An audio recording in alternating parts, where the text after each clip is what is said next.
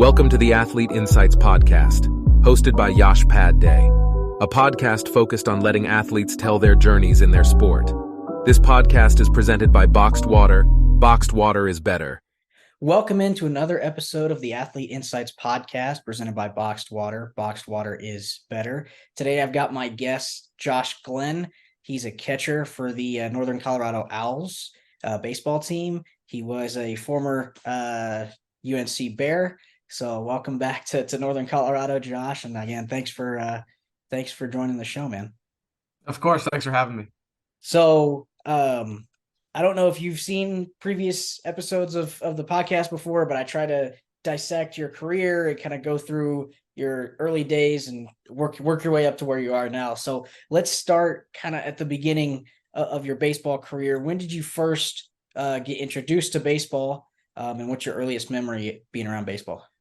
Oh man, so I've been playing baseball for as long as I can remember, truthfully. Okay. But I got introduced to it through my dad. Okay. My dad played professionally, so I just kind of ran in the family a little bit, and that was something that like we kind of bonded over. For sure. And truthfully, my earliest memories of baseball are taking BP days with my dad out there. So it's definitely something that's been a family thing and like a family game. So it's close to me for sure. For sure. And you kind of alluded to my next question for you is who was kind of the most influential person growing up with baseball? You mentioned your dad there, kind of go through the family, but any other kind of mentors or influences that that had an impact on you at a younger age? Oh gosh. I mean, yeah, like I said, my dad, obviously. Yeah. But I really liked my high school coach. Okay. His name was Kellen Carsey. He's an awesome dude. He was the coach there my senior year, and he really pushed me to try to be better. Mm-hmm. And that was kind of like the first taste I had of like, hey, let's maybe make a run at this thing. So yeah, he was a really good influence on me as well. For sure. And any memorable moments in your youth career before high school? Oh man, I mean, like that's or any that stand out to you? I think that's like the cool thing about youth sports and like baseball in particular, right? Is like baseball's such a hard game and it's filled with failure. Yeah. But those early days, man, it's all good. It's all fun. I mean, you're going out there and just trying to play as hard as you can because you know you're gonna get a snow cone after the game, you know, like for sure. That's the good stuff, you know. That's kind of where that love starts, you know, and it kind of grows from there. For sure. And you mentioned your high school coach being kind of an influential person for you outside of your dad. So kind of let's jump into your high school career. Talk about your high school experience. Talk about kind of your career overall in high school and what you gained from that. Yeah. So, I mean, that's high school is actually kind of where I first started catching a lot. Okay. I started catching more seriously, like I think it was like my sophomore year of high school. And before that, I was just an infielder.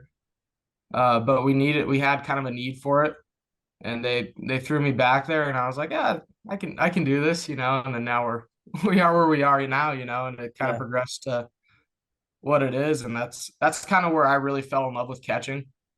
Was in high school and just like got a feel for the position for sure. Yeah, and you were an effective catcher for the Bears, Northern Colorado. I got to see that up front last year and the year before. But continuing with your high school experience here, I've always been curious. I played golf in high school, never really got recruited, so I've always been, I've always been interested, on all the like recruiting and how the recruiting process works for all the athletes. So can you talk about your recruiting process and how that went and worked out? Yeah, absolutely. I mean, so I have a unique experience with, you know, I got to go through a couple different recruiting processes just with going to junior college and stuff with like that after high school. But yeah, the recruiting process is in a nutshell, like an awesome time in your life and a very stressful time in your life as well, you know, because you want to make the right decision. You want to find the right fit.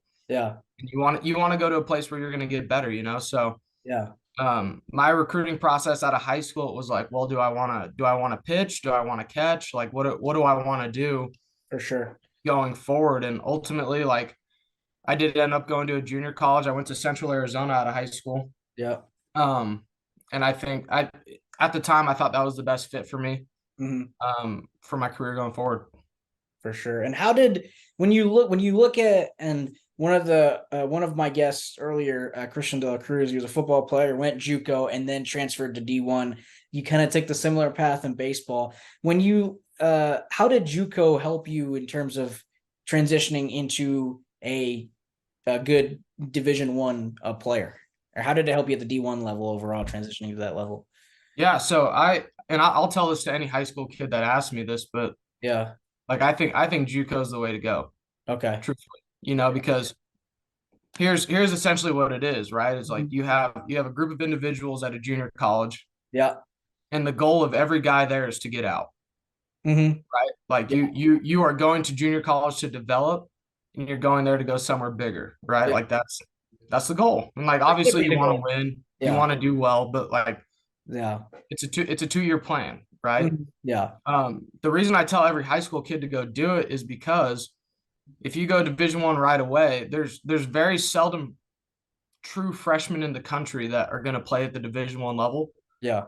and have success. So Yeah. you go to a junior college level, you're going to play every day.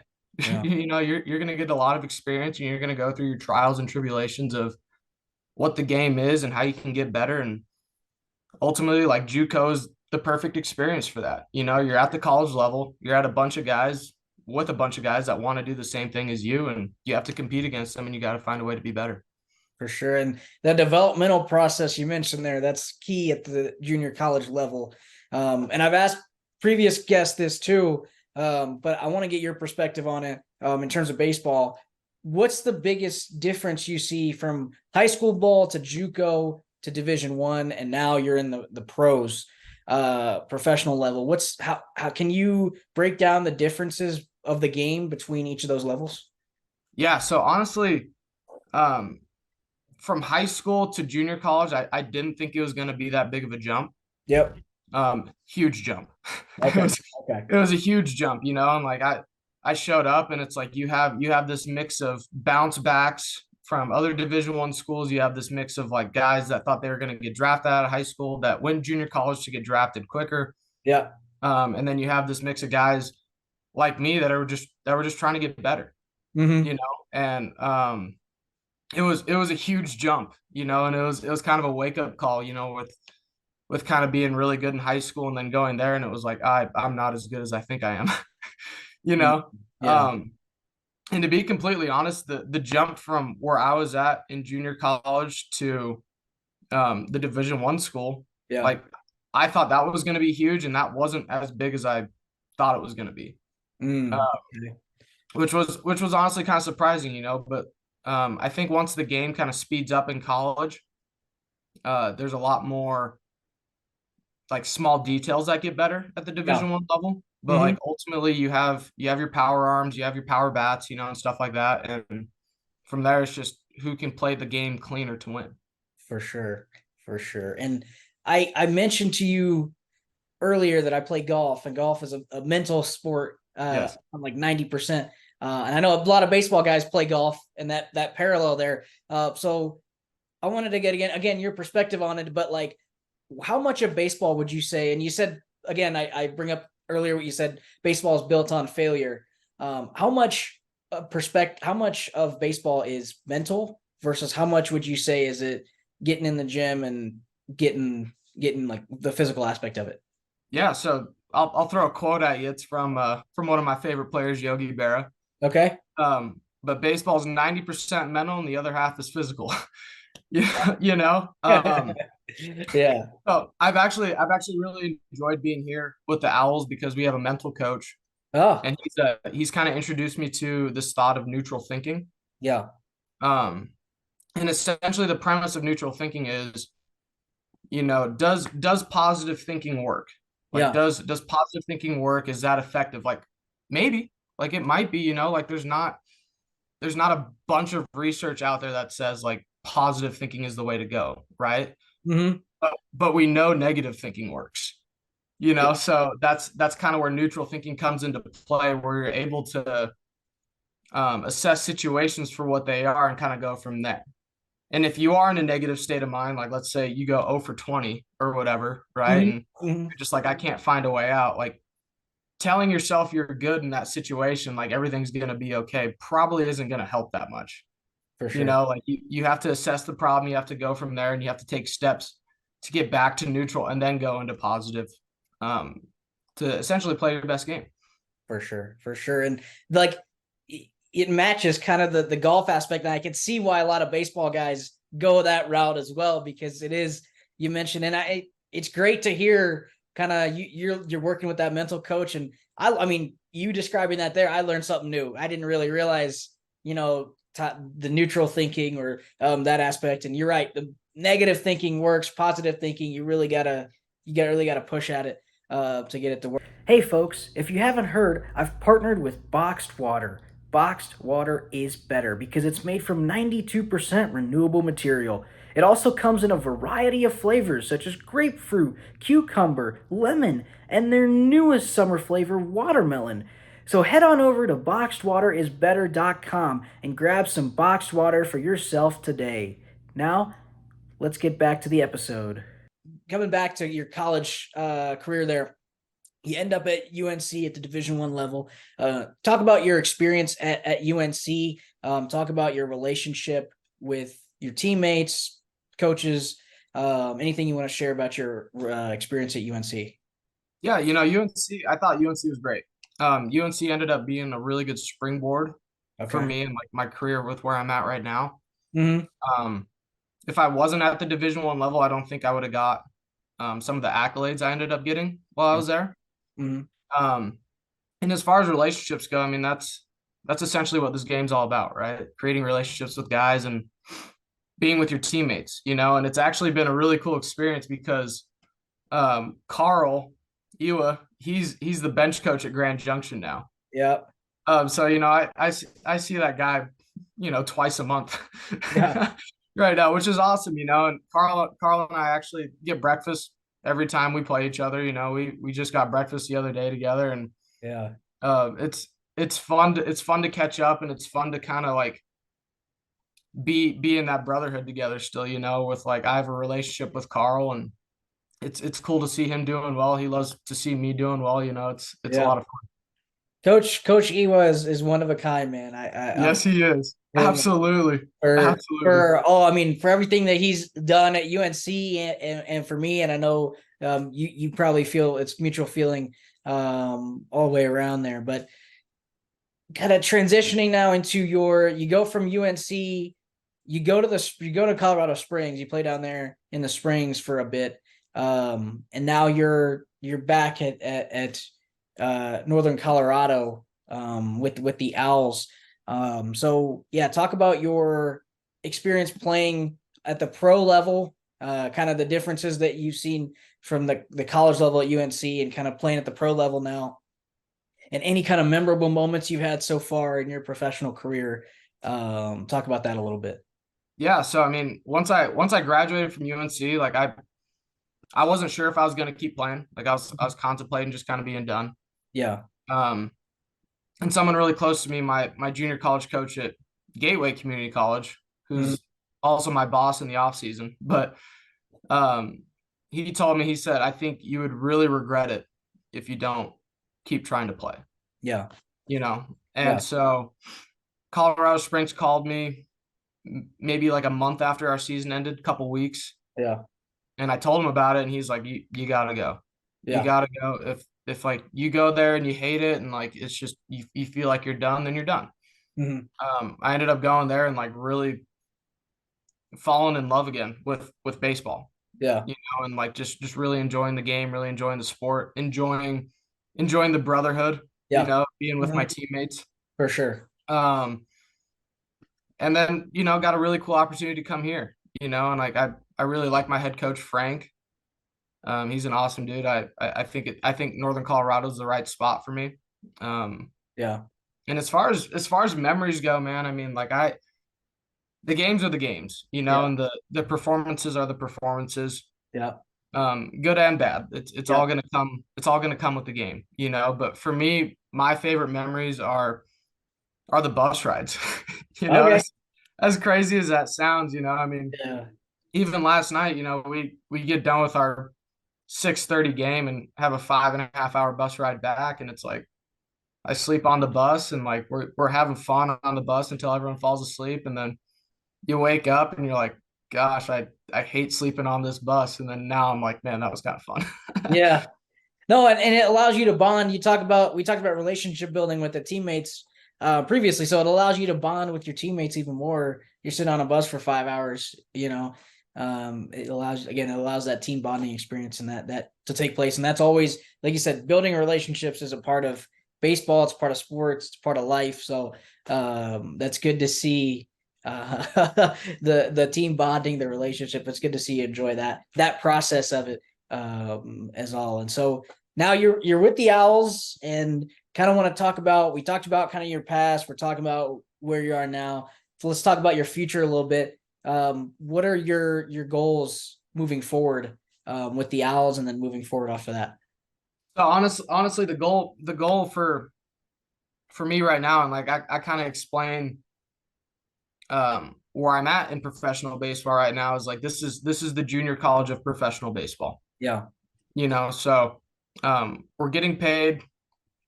I have a place to live. Like it's an awesome experience, but the goal is to get out.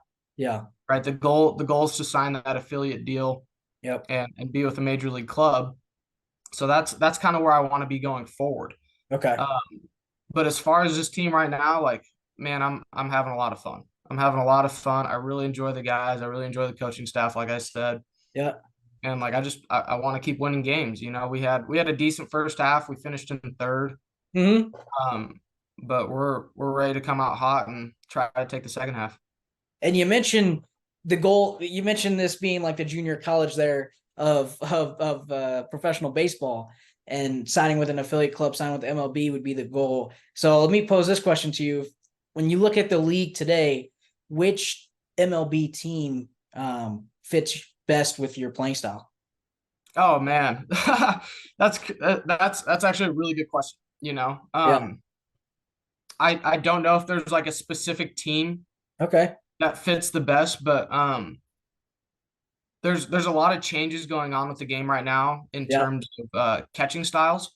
Mm-hmm. If you watch baseball, you probably see a lot of the one knee down stuff and like different aspects of that, and I do that. So truthfully, I think the best fit for me would be a team that is fully bought into the one knee style of catching, and most teams are when you look at it. Yeah. But truthfully, I think that's kind of the direction the game's going in terms of receiving and blocking and throwing, is that the one knee down stuff actually helps a lot, Yeah. but that's the crazy thing about baseball, is if MLB or whoever decides to go to the automated strike zone in the next 5-10 years, then Yeah. catching will change again. Yeah. It's a ever evolving position for sure. For sure. And MLB's changing so rapidly over the last couple of years. They added the pitch clock now.